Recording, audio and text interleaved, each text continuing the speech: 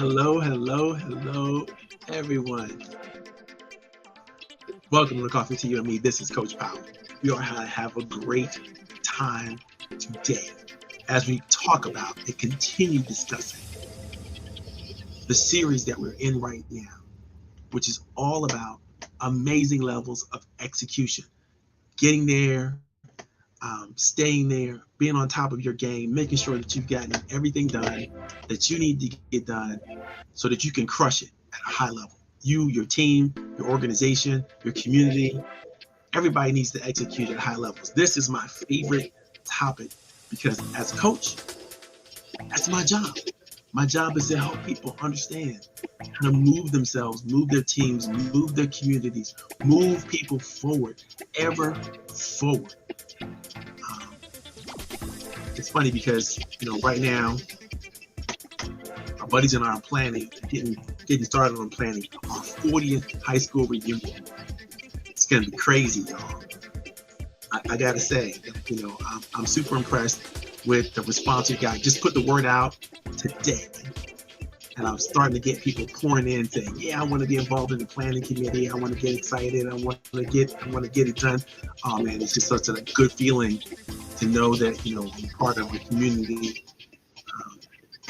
that's been doing amazing work and a group of amazing people. And if you know anybody from the Oxon Hill class of high school 1984, tell them, check our Facebook page so they can find out what we're up to, what we're doing, how to participate, how to engage, how to make sure that they reconnect with old friends and network at just a high level. We're going to create some amazing memories. We're going to develop a great series of programs and activities that might be ongoing. There's going to be so much happening with this because at this point in all of our lives and our careers, I think we're all approaching our 58th birthday or somewhere close to that. Those of us who are there, those of us who are about to be there, that's what's going to be happening real soon. We're pushing 60, and so it's a great opportunity for us to get together and celebrate and love on each other and have a great time. Maybe do something good for the community. Who knows what it'll end up being? Whatever we do is going to be a ton of fun, and it's going to be so super special. You guys are going to join us. I'll continue to give you some updates about what we're planning as we get forward. But we've already set that first planning committee meeting, and it's going to be a super opportunity. Today's event, Coffee to You and Me, with Coach Powell. For those of you who've been following me over the years, you know that every Friday around about the 3 o'clock hour, I share some opportunities and ideas and understandings of what I think small businesses need to be thinking about when it comes to moving themselves forward, creating opportunities for their businesses, for their teams, and adding to the economic advancement of our country. It's truly, truly important to know that a small business is the economic engine of all of what is the United States of America. 97% of businesses in America are small businesses. That's a huge number. And we're not even talking about the micro businesses, the gig economy, the stay-at-home workers, those that are just doing it and just trying to make things happen for themselves and for their families. And they need help, they need support, they need consultation and opportunities. And I try to drive opportunities to this community because I recognize that without the small businesses that care so much and do so much, so many people would not be employed. So many people would not have a sense of purpose or direction, or they won't have opportunities to contribute to our society in a way that's meaningful for them and for their families. And so I applaud and celebrate all of you who run a small business. I myself run a small business.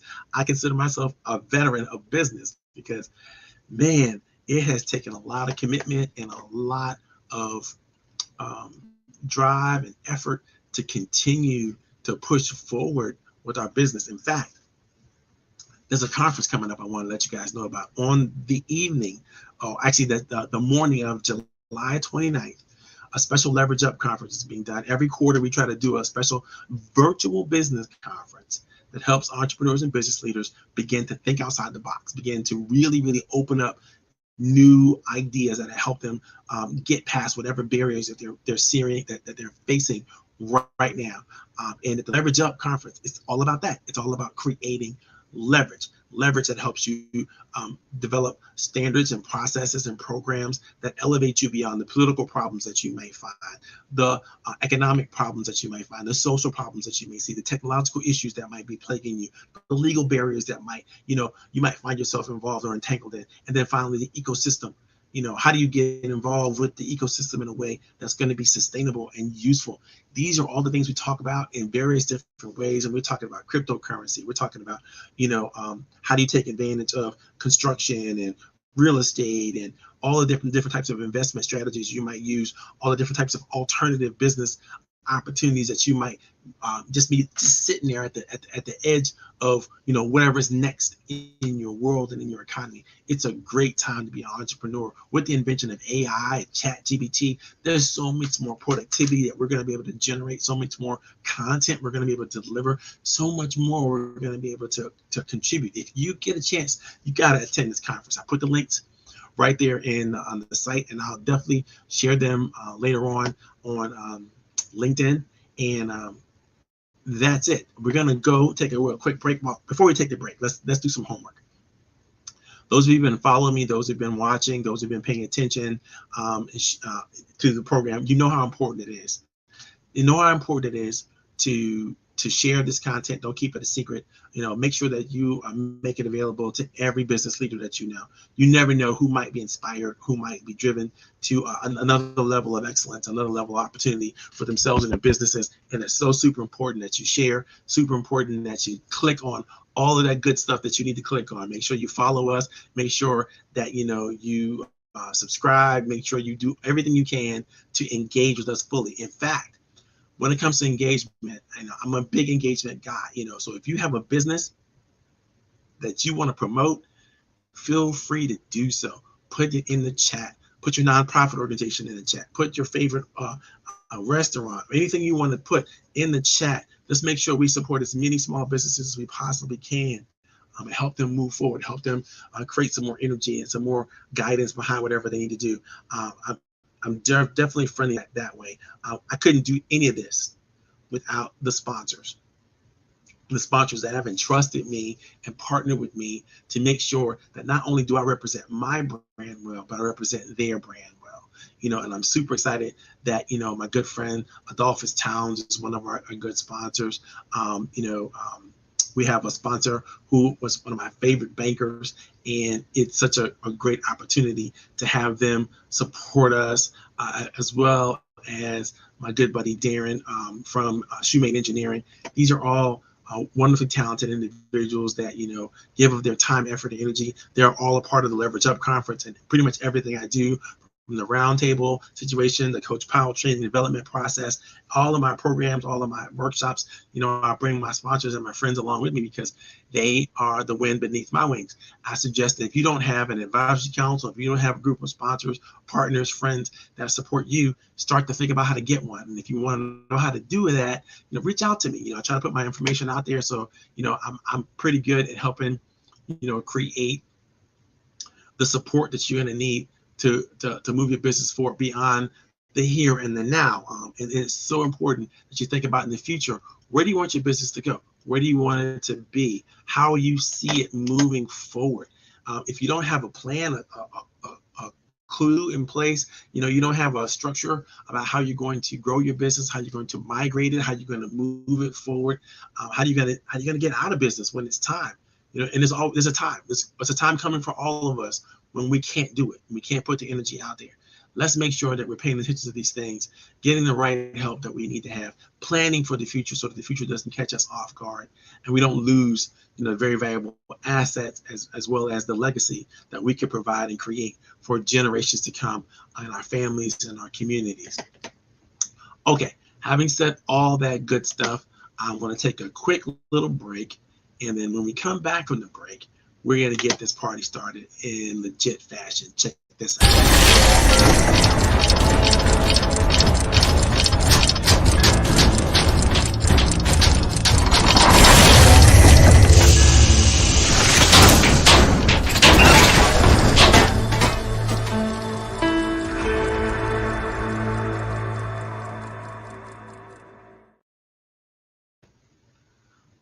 Okay, boys and girls, ladies and gentlemen, children of all ages.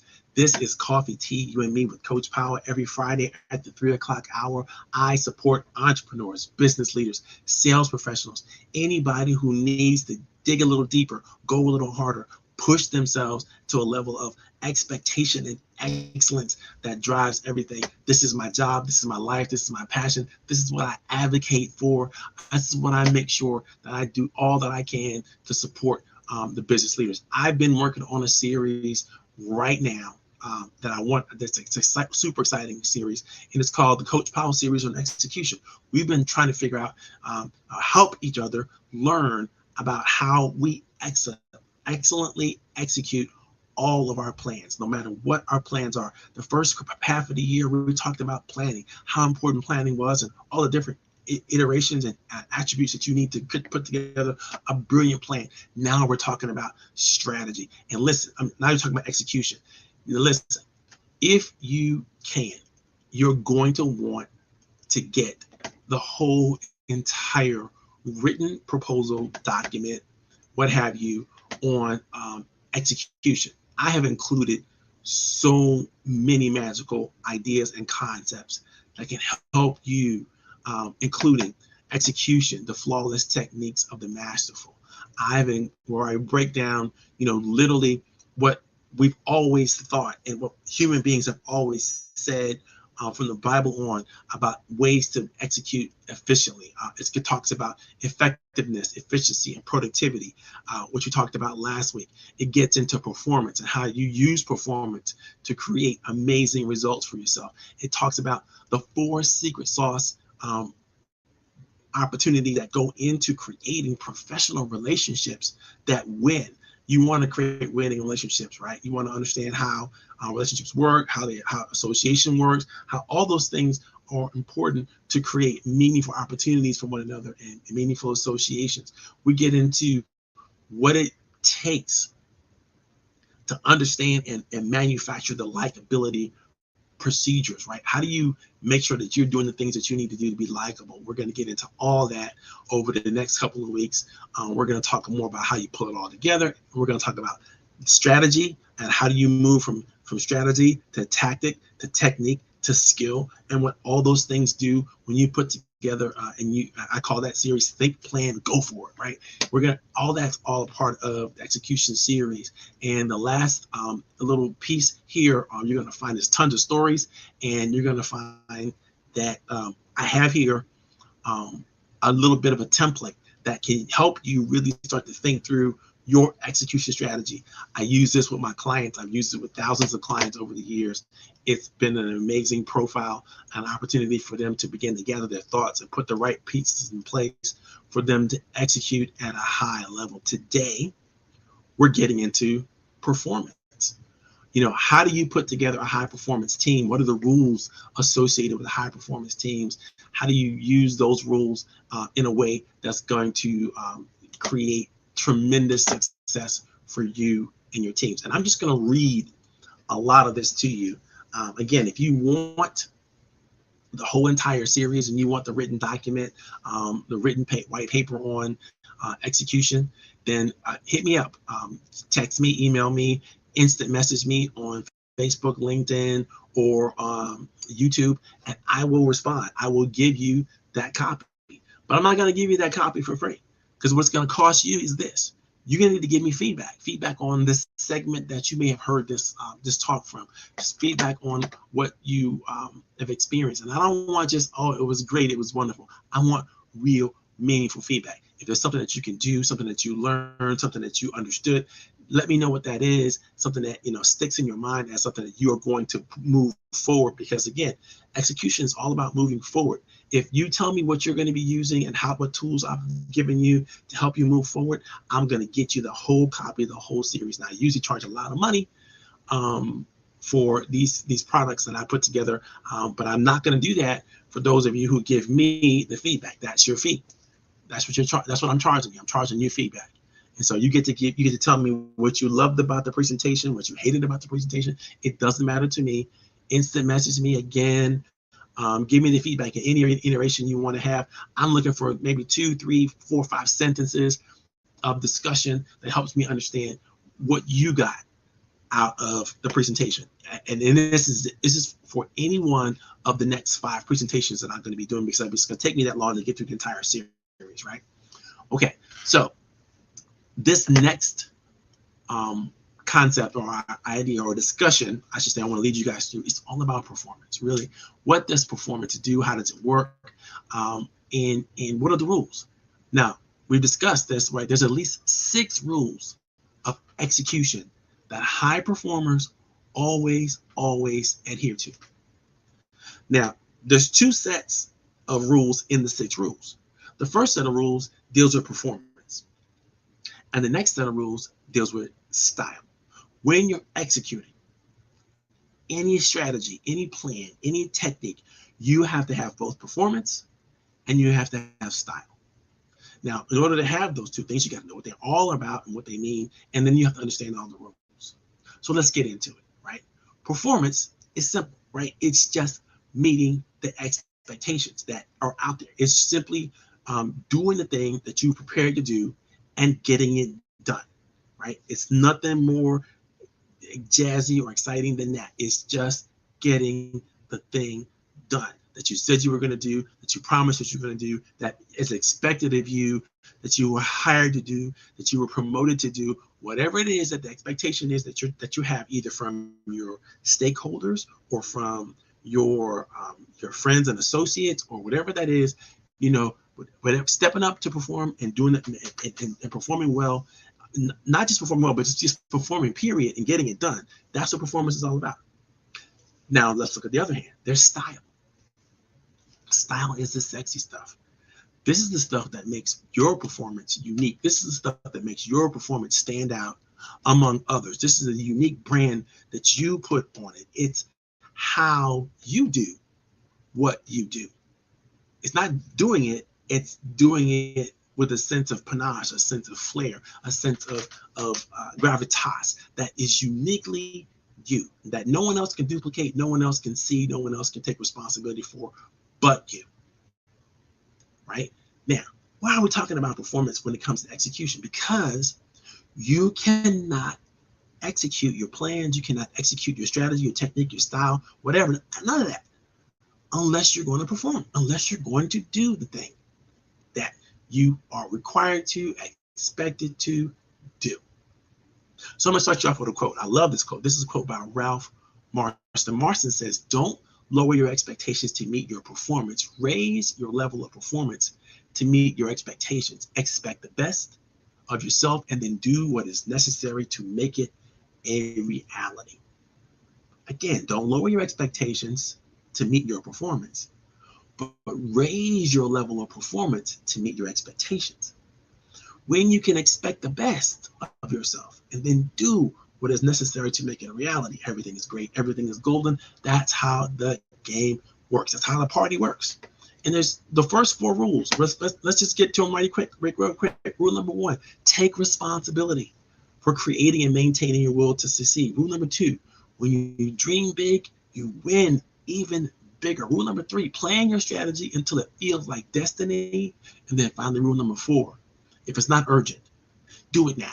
So let's get into it. Let's get into rule number 1. What are we talking about when we say take responsibility for both creating and maintaining your will to succeed?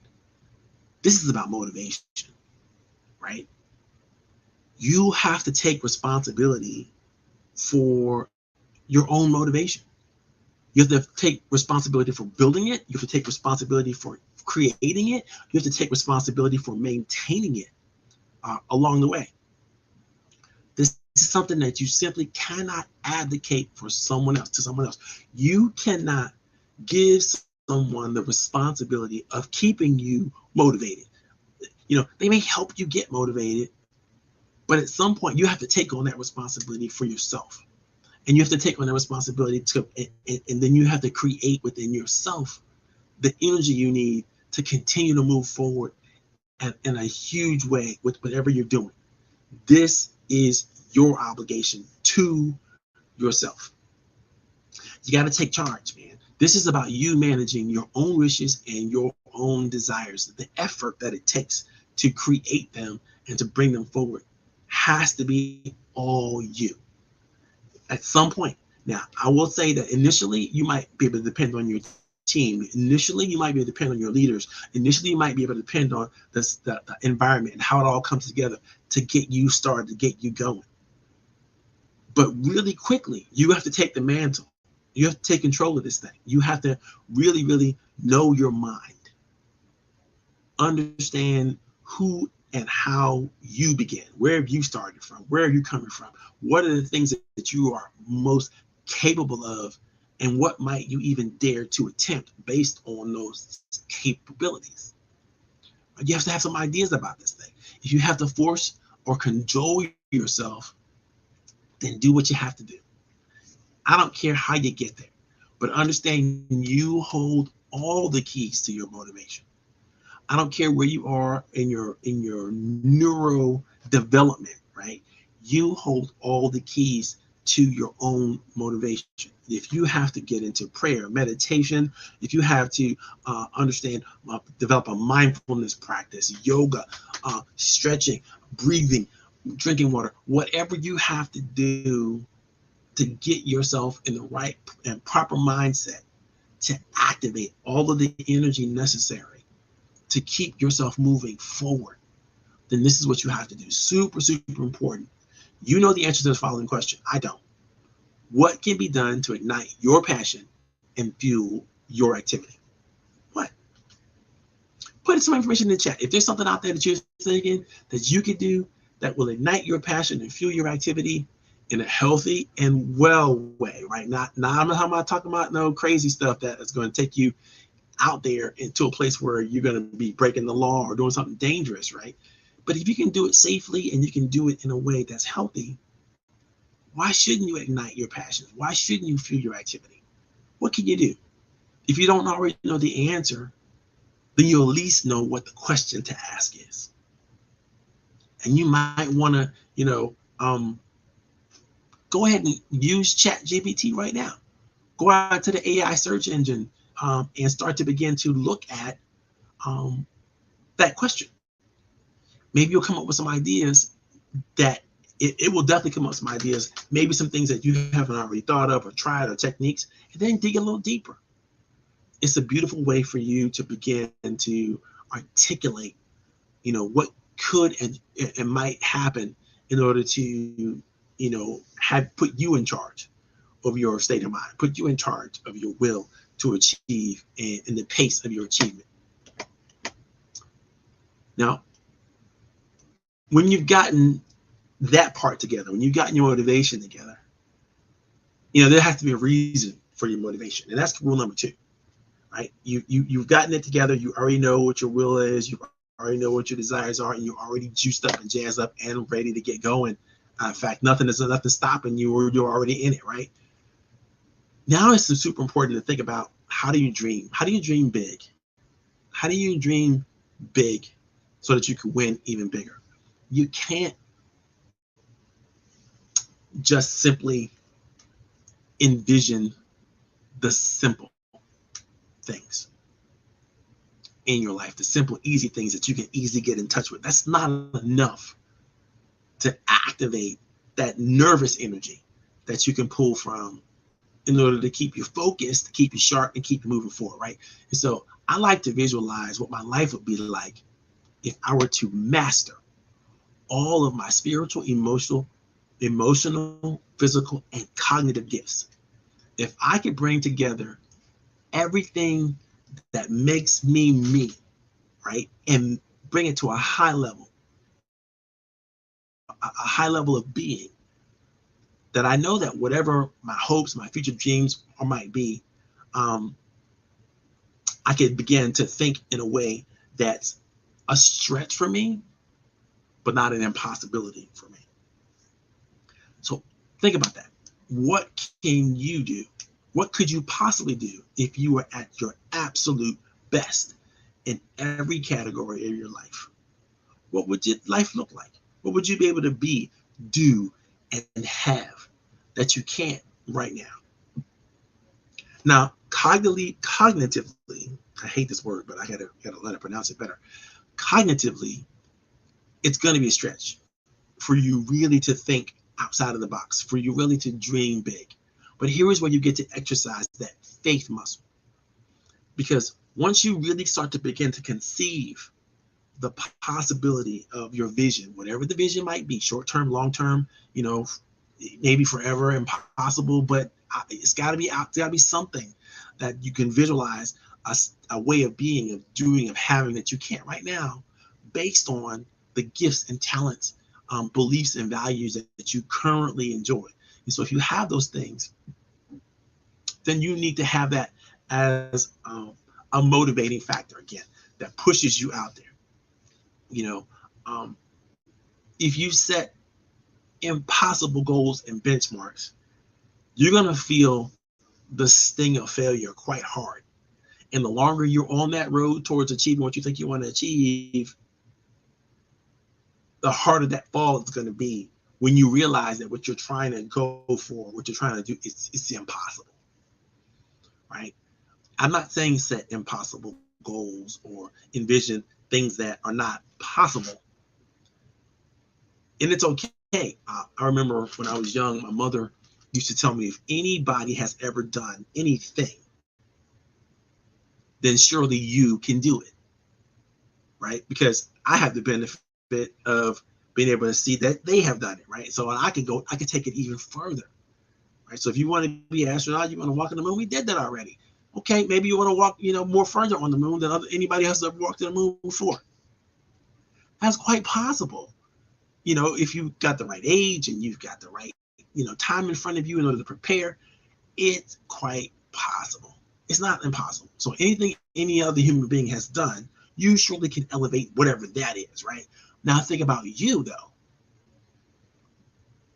If you were to maximize all your gifts and talents and strategies, what could you do? What could you be? What could you have? And dream that one. Dream that big. And start to ask yourself the question, okay, now backwards plan this. How can I start to begin to take the right steps to move in this direction? How can I stay motivated and excited and energized to get on this? At the end of the day, this is the story of resilience, right? It's about the ability to bounce back, get back up, keep partying, keep going, keep moving forward into the game that really counts for your life. People that don't have big dreams tend to satisfy themselves with the status quo. I don't want you to do that. If you can figure out, how to take responsibility for your actions, and you can figure out how to dream big and win even bigger, then rule number 3 is real simple, right? All you have to do now is plan your strategy until it feels like destiny. I love this thought process. If you're not planning in a way that it feels like this is the purpose for my life, this is the purpose for my membership in this association, this is the purpose for my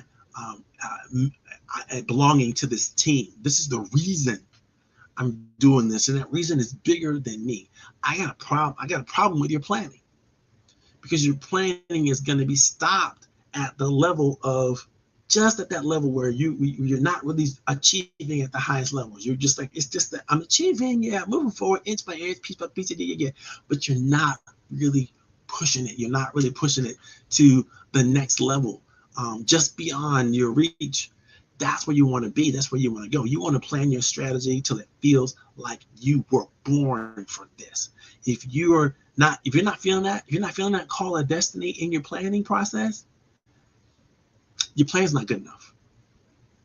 If you're not planning, if it doesn't feel like this is my purpose, this is my desire, this is who I'm meant to be, who I was born to do, then your planning is not good enough. You gotta dig a little deeper, right? Every time that I put the proper time and the intensity in the planning phase before I begin to execute anything, all right, in the operational project, no matter what I'm doing, some magic starts to happen. I start to feel like I'm connected to the strategy. My gifts start to align. The world starts to come at me in a way that I start to see things that I couldn't see before I began that process. So get out your pen, your paper, start writing down your hopes and dreams, start figuring out strategies in which you can make them become a reality. Start asking questions of other people that are around you. Find experts that are great at certain things that you might not be so great at, and ask them for their perspective on your vision and what you're trying to do.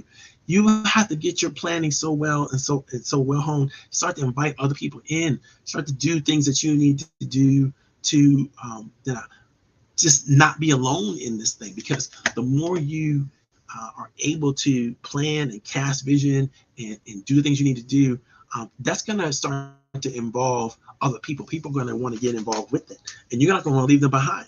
You're going to want to have them with you as you move forward. And so it's super, super important that you don't ignore and you spend the time in the required time in the planning phase, and no more than the required time, by the way, because this again is about execution. It's not about planning, but how you plan and the energy you put into planning with testing and wise counsel is still super important. You got to get the right feedback from the people that are required to maybe jump on board and help you, and you need to make sure that you secure and gather all the resources that you need to gather to get started on your way to accomplish the things that you want to accomplish. Great accomplishments, huge accomplishments. Because when it starts to feel like destiny for you, there's no way out. You got to go. You got to get started. You got to stay on that plan, by the way. But if it doesn't feel like a calling on your life, a pulling on your heart to accomplish things that you want to accomplish, then your planning is not good enough. You got to go back to the drawing board. You got to try it again. Bring some different energies to it. Whatever you have to have, but you need to have that feeling. You need to have that clarion call that only destiny can give you. You got to have that. That's rule number 3. Number 4. This is a super important opportunity here, and I think we in the organizational development world tend to get this mixed up, and we forget how important it is. And I love rule number 4 because it reminds me that if it's not urgent, then you need to do it now. What do I mean by that? Why is that important? So when you start thinking about your plan, your strategy, there's going to be things that are urgent. There are going to be things that are not urgent. There are going to be things that you want to put in, that you want to put kick down the can. You don't want to do them right now because it's some things that they may have to come in a sequence, and it makes sense that you should do it in a sequence, right? But I'm going to suggest to you that along the way, as you start to set goals and benchmarks, as you move towards your plan, you're going to find that there's some simple things that you can get done now and park them to the side. And then when you actually need them, you can go back and pick them up. And it'll already be done, right? It'll make your process that much smoother and give you the Here's why. I'm suggesting you do the easy things that you can do right away, even if it's out of sequence. As long as it's not going to affect your ability to move forward and make adjustments along the way in your planning, do the easy stuff now. Do the stuff that's not urgent, that's the stuff that doesn't really matter, but it matters, but it's not going to affect your ability to move forward. Get all that stuff done, easy stuff done. Knock it out quick, right? Because this is about building your confidence and building your momentum. It's more than it is about execution and proper execution and proper timing of certain events and certain things you want to get done. It is more about getting the momentum going, getting your team going in the right direction, get them going on something that they can sink their teeth into as soon as you possibly can. Now, once this starts to happen, people are going to start to be reporting back in. Got that done, knocked that out, did this. This was wonderful. This was amazing. What's next? They're going to be ready to go, to get them geared up and excited. You're going to be geared up and excited about the possibilities of it all because you're going to start to see work getting done, right? That begets work. Work begets work. You know, the more you have that momentum going in the right direction, even on the small things, it makes the bigger things a lot easier than if you are okay, I gotta, now it's time to work on this part of the process, and now it's time to work on this part of the process, and you got goals and benchmarks out there that you got to try to hit. I understand that you can't do everything out of sequence. I'm not trying to get you to do everything out of sequence, because there is a rhythm. There's a reason for the rhythm. There's a reason for the sequence, right? But do understand that if there's easy things that you can just knock out, it's important that you knock them out, that you don't procrastinate on anything that's easy, simple, and quick. Get it done right away. Get it done quickly. Because if you procrastinate, what happens is, you know, you find that it becomes harder and harder to motivate the team. It becomes harder and harder to get them to see down the road the vision that you're trying to go to, the goals that you're trying to hit. It's like, it's not like immediate. It's not, you don't get immediate gratification. You don't get immediate satisfaction. You know, there's no check marks you're able to check, because you're still in the grind. You're grinding. You're gonna meet people who are always talking about, I'm in the grind, I'm grinding. That's great. I'm not saying that you shouldn't grind, but how can you make it easy for yourself to grind? Right? If there's a sequence of activities or things you have to do to get you moving forward, then why not do the easy stuff right away? Even if it's not required right now, just knock it out. It's gonna feel so good to start to get that train going. It's gonna feel so good to get that movement going, right? And remember that as you're moving forward, you have to always continue to sharpen your sword. You always have to. I love this quote. This is a saying I got from my father. You know, you need to feed your horse before you head off and slay the dragon, right? That means if you're going to go through the big journey, you got to put gas in the car. You got to do the simple things that allow you to keep going, right? And that means for you, us human beings, there's 5 things we got to always do. We got to breathe. We got to rest. We got to drink water. We have to move, work out, you know, keep the body fresh. And then finally, we have to make sure that we are at peace in our spiritual lives. We have to make sure that we meditate. We have to make sure that we practice, relaxing. Those things are super, super important to our ability to keep this party going, right? Breathe, rest, drink water, work out. What's the last one? I want to make sure I don't forget that one. Oh, pray. Right. Stay in that good, positive spiritual mode, right? Super, super, super important. Now, those are the 4 rules. The 4 rules of performance, right? If you do these rules well, you're gonna do just fine. You're gonna make things are gonna happen. You're gonna make things happen. You're gonna get the expectations. All you gotta do is take responsibility for your own motivation. Make sure you dream big, and you'll win even bigger. You know, make sure you plan your strategy until it feels like destiny. And number 4 is do it now, even if it's not urgent. Do it now, right? That's all performance. The next set of rules that I'm gonna give you, rule number 5 and 6, they have to do with style. Now, I love style, because style is when you get to make it your own. In fact, I say that style is the silent language of the soul. It is where your heart and mind come together in a way that's so unique and so special that it means that, you know, you're all the way in. You are super involved. It's an expression of who you are, not just what you do. It's how you do it. You know, I don't know if many of you all saw that episode of Mrs. Maisel, when there's an old song that they brought up, and my wife and I got so excited when we saw it. And the song goes, "It ain't what you do, it's the way how you do it. It ain't what you do, it's the way how you do it." It's the way that you do it that matters. That's what gets results, right? Consistently over time. If you're doing it and you're doing it in your way, with your flair, with your attitude, with your, whatever panache, whatever you got going on, it's going to be special. Paul Klee says this: he has found his style when he cannot do otherwise. And Arthur Schopenhauer says, style is what gives you value and currency. It gives value and currency to your thoughts. Let me repeat that again so I'm clear. Style is what gives value and currency to thoughts. These two quotes are super, super important. If you get a chance to get the download, get the guidebook, definitely get it. Okay, here's rule number 5. Rule number 5 is practice until you own your own process. This is the beginning of real innovation. You cannot innovate until you have become exceptional at the thing that you're trying to be exceptional at. If you innovate before you become exceptional, it's a mistake. I'm sure you've seen people who play whatever game they play, and they seem to have a quirk or a tick that is uniquely them, right? Remember Michael Jackson used to, not Michael Jackson, Michael Jordan used to hang his tongue out of his mouth when he's playing basketball. And, coaches have always tried to get him to stick his tongue back in his mouth. But it worked for Mike. He never changed it.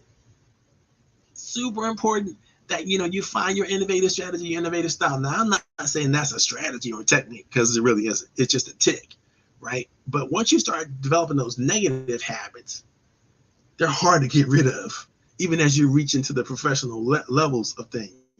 And so you might want to consider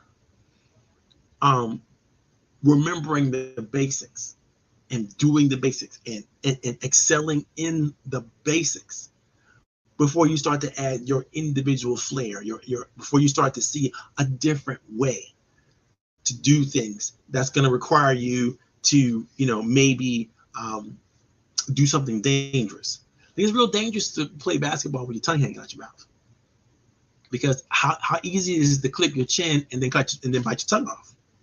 Right? It happens. People do that by mistake all the time. Now, if you're sitting around, that's all you're doing, your tongue is hanging out your mouth all the time, then pretty much it's a disaster that's waiting to happen. You're going to get that clipped at some point. And I'm sure Jordan has some stories of how he's been forced to bite his tongue, on many occasions. But when you develop bad habits or habits incorrectly in your practice, is not one that's going to help you really master the basics in whatever it is you do, then you're going to create negative habits. And eventually those negative habits are going to start to stack up on you. And they're going to make it very difficult for you to reach the highest levels of performance and innovation. So it's super important that you do that, right? I said earlier that high performers gain and maintain their positions by putting the work in place, and then by maintaining a blistering work pace compared to their contemporaries.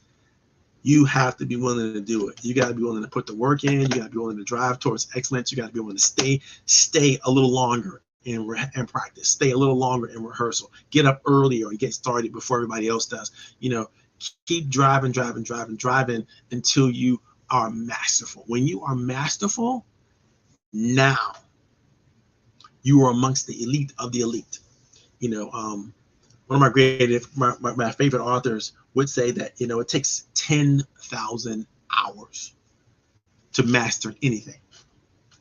10,000 hours. It's a lot of work. It's a lot of time that you have to put into your rehearsal, your practice, your whatever it is you need to do. But the more you practice, it is true, the more proficient that you will become. And the more you do real-time training, meaning you get as close to the actual performance that you have to perform in your practice, the better your practice is going to be. If you are doing theater, right? They have tons and tons of rehearsals, but they have not just the dress rehearsal. Before the dress rehearsal, there's the read-through. And the read-through is where you really see how your voice and other people's voices come together and how you might want to deliver the lines and all that kind of stuff. Before you even get to act it out, before you even add the body language, you're developing this thing in stages, but you're fully committing to all of it. You're not doing it. You're not committing it. I'm not going to do this. Well, I'm actually in the read through, but I'm going to start to act it all out. You might not want to do that for a lot of different reasons. But the thing about that is, you might show that you're a standout and you're head and shoulders above the rest of your team. But do you want to be head and shoulders above the rest of your team when you need everybody to collaborate, communicate, and get along together? You don't want to think that through, but make sure that your practice is at a high level. Make sure that your rehearsal is a high level. Make sure you're always come prepared. Don't ever come to, your coaching session, your practice, whatever it is that you're doing unprepared. If you come unprepared, then you're not going to be able to give your best. If you're not going to be able to give your best, then the habit that you're building is not giving your best. And you don't want to build that habit. You build that negative habit, and that's going to stack up against you, because you're going to start to cut corners. You're going to start to mask things. You're going to start to fake it. You're going to start to try to do things to mitigate the exposure. And then there's blame, shame, and guilt that's going to come along with this. You don't want that. So you got to give it your all. Give it your 100%, the way it's prescribed, the way and handle the basics, and make sure you do that. And then after you get to that point, you're going to start to see ways and ways to elevate the game, ways to do things differently in a way that embraces the you-ness of you, right? The special gifts that you have, and the ways that you have to do it. And then it becomes you. It becomes who you are, because what you do. All right. Rule number 5, practice your process. That's the real beginning of innovation. But rule number 6 is, remember that your character is measured by what you do, but even more about how you do it. That's what we started this all about. It's about character, right? Remember, your competence is here, but your character is here. And you need them both to be trustworthy. That's a Stephen Covey quote. You need them both, and you need them both at a high level to be worthy of trust, at high levels of trust. The higher levels of trust you need, the higher levels of character and competence that you must display, right? But when you think about your character is not just getting the thing done, it's how you get the thing done. You have to work and develop a methodology or approach that works for you in your situation, which of course is different from others. But even if you share similar characteristics, you cannot share every characteristic, because some of those are yours. And at the end of the day, you want people to be exposed to your special mental and moral qualities. You want people to understand your values. You want people to understand how those values are expressed. You need to be able to articulate and express those values in action, so that people can readily see this is what you are all about. This is who you are. When you peel back the onion, you still get the same thing. It's still this. It doesn't matter. It doesn't change. The essence of the onion is the same no matter how many layers you peel back. And you want to be like an onion in that way. Not that you're stinky, but you want to have that same amount of flavor everywhere you go, right? So your character has to be inside and out. It has to be through and through. All you are from the beginning to the end. When people meet you and experience you, they need to know that this is the person that meet and experience, and they will always meet and experience the same person in any situation. You're going to be the same, right? Your character is the same, because that is what people can honor, people can testify to, people can promote, and people can help elevate you, because your character is and your moral qualities are so strong. You don't want any questions about your essential substance or the uniqueness that you have. You don't want those questions to go unanswered either. You want to be transparent about that. Well, people need to know, well, who are you? And don't be afraid. I love this part. Don't be afraid of being tested and held accountable to the people that you think are ready to take you on for higher responsibilities and challenges. Don't be afraid of that. Know that you can do it. It's just a function of when. And if you go at it hard enough, if you go at it correctly, then you're going to achieve whatever you want to achieve. Your integrity and your reputation should stand up to the challenge and leave. And you should be able to leave with your honor intact. I say again, your integrity and your reputation should stand up to any challenge and leave you with your honor intact, because you've given it your all, your very best. If not, why are you playing? Why are you even in the game? You're not trying to own. You're not trying to run. You're not trying to give it your all, bring your A game. Now, I know this sounds like a lot of motivational hooey to those of you who have been hitting that wall over and over and over and over again. But let me let you think about this. Let me leave you with this thought. If you are going at something, no matter what it is, and you're going at it the same way you've always gone at it, then aren't you going to get the same results? Don't you literally have to get the same results? Isn't that a physical law of the universe? You're going to have to change it up. Take a new approach. Meet some new people. Stretch yourself in a different direction. Don't be afraid. Again, if you're out there, you want to leave a comment, feel free to leave comments in the chat.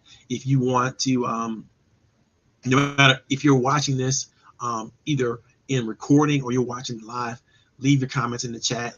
Leave your contact information that you want people to get in contact with you for, your websites, whatever you got going on out there. Again, this is small business friendly. We want to make sure that we're doing everything we can to promote and support your business ideas, your strategies, even if it's a gig business, a Mary Kay business, a delivery business, whatever you got going on. We want to support you. We want to give you on the stage the opportunity to share your thoughts and your vision with other people. This is Coffee Tea, You and Me. I'm Coach Powell. It's been my pleasure to be with you. Don't forget to sign up for your Leverage Up ticket. That's over there. Talk to you soon, guys. Have a good evening.